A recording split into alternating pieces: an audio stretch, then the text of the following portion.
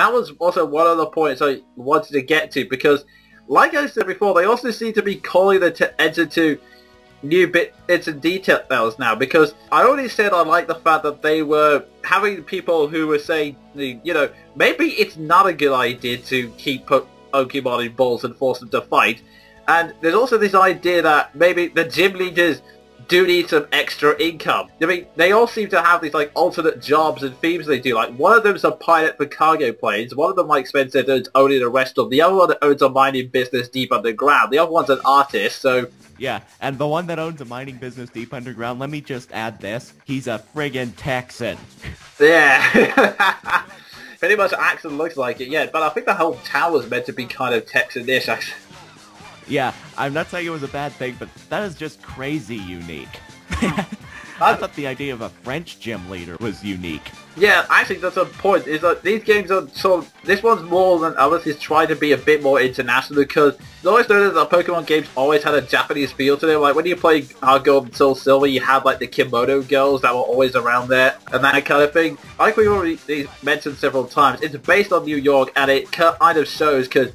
You've got, like, all these deep, like, deep complex urban areas. There's, like, one section which has, like, loads of different sports sections, and without trying to sound iffy, although it inevitably is, I think this is the first game to acknowledge there's black people in the world. Yeah, it actually is. Yeah, including the first ever black gym leader as well. It definitely looks different from any other Pokemon game right now, and it actually makes me a little curious as to what will happen if they try to make a Pokemon game based on Europe or anything like that. So. That's actually a very, very interesting thought. I kind of want to see it explored. Yep, same here. But yeah, I really do love the international feel of it all. Like, they're acknowledging that there are people in the world that aren't Japanese. Definitely. It just makes the whole thing, I think, a lot more interesting, a lot more unique, especially the whole locations. And like I said, with the whole thing about the gym leaders having additional jobs, they kind of explored a bit more realistic, like the bits that haven't been tapped into. Like, you know, maybe not every single parent's happy with the idea that their children's gonna run off, wandering the world aimlessly with a bunch of few Pokemon. Yeah, where they will inevitably encounter a nutcase team of some sort. Seriously, yeah. Every region has to have one. Yeah, definitely. There's also the idea that Pokemon battles indoors are not a good idea. Crowning moment of funny. Yeah. I actually really like the fact that after that, when they try to do the same thing again, they have to ask permission to make sure no one... Oh yeah, I love that scene. Definitely. And yet, they also kind of like the idea that it's only the Elite Four members and champion that can actually just be Pokemon trainers only. The gym leaders have to get an extra job for money, because it kind of just gives more credence to the idea that Pokemon is important, but not the be-all and end-all of the universe. So, yeah, it's nice to have it clarified that the world does not in fact revolve around these battles, that people do have day jobs. And to bring back a quote you said earlier, that justice isn't just brought up by 10-year-olds. Yeah, they are not the enforcers of the world. It is most certainly a unique and more fleshed out world that we've seen in the previous Pokemon titles. Yeah, and it's much more immersive too. You could get much more interest into a game where you feel much more immersed in the world, and this game does everything it can to immerse you in the world. Definitely. Okay, now we've gone for ages about what we like about it. Is there any flaws we can mention? The major flaw I can mention is the silly Pokemon design, like the sentient chandelier, the sentient garbage bag, and the name Conkeldurr. Seriously? Yeah, one or two of the designs are a bit freaky, but then again, I would point out Shuckle. Which one is that again? The one from Gold and Silver. The one in the red shell. Oh, yeah. I forgot there for a minute because it was such an irrelevant Pokemon. Yeah. And, I could go on the list of weird things that I've got before. Delibird. Oh, yeah, that too. Tangela. Oh, Tangela. I literally know nobody who likes Tangela. I could go on for a list, but basically there are, like all Pokemon generations, there are some designs that just make you go, what the hell? Yeah. Oh, and I just need to bring a special mention to the grass monkey Pokemon Pansage.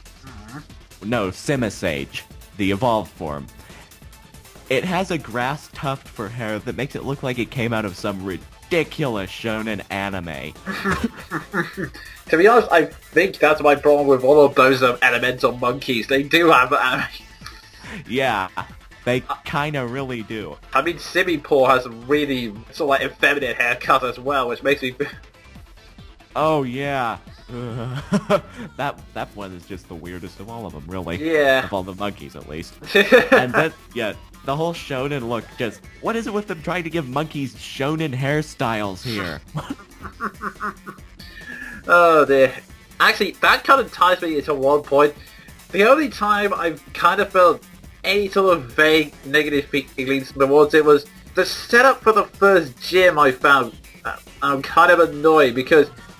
Okay, I like the idea of the gym leader in theory. This is a mild spoiler. The idea for the gym is that there are 3 people and they will always use a type that's effective against your starting Pokemon. And the idea of that is that it encourages you to go out and capture some other Pokemon to combat the types. That's actually perfectly fine and really, really good as a concept, and it prevents you from just trying to storming through with one Pokemon.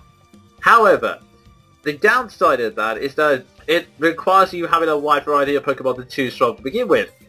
And you don't. To be fair, you have a choice between 2 normal types and a dark type, and then this guy who you can talk to, and he'll basically say, oh, type advantages can be important, you know. What Pokemon did you start off with? I said Tepig, and it's like, oh, it's a Tepig, huh? Okay, well let me give you this Pansage I just happen to have, and apparently have no qualms in just giving to a random stranger.